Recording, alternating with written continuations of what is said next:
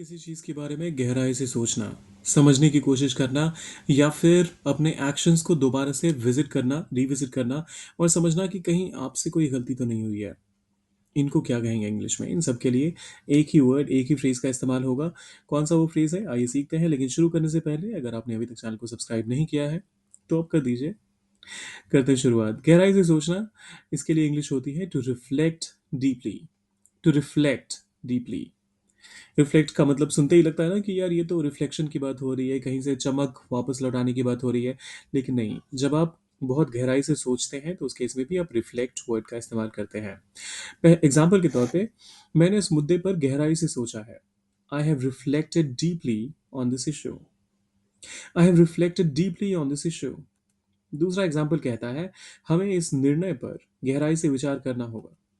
We need to reflect deeply before making this decision.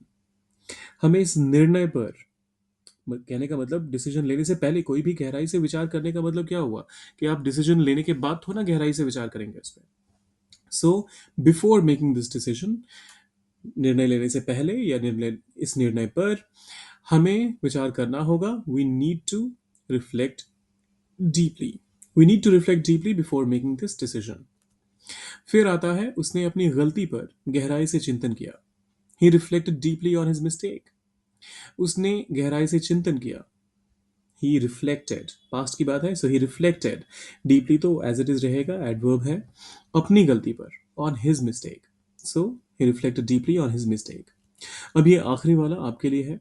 कभी कभी अकेले बैठकर गहराई से सोचना जरूरी होता है। कैसे कहेंगे इसे इंग्लिश में? रिफ्लेक्ट डीपली का इस्तेमाल कीजिए, कीजिए इसे ट्रांसलेट, डालिए कमेंट बॉक्स में। और जाने से पहले क्या क्या करना है? Subscribe, like, share. कमेंट का आपको मैंने बता ही दिया।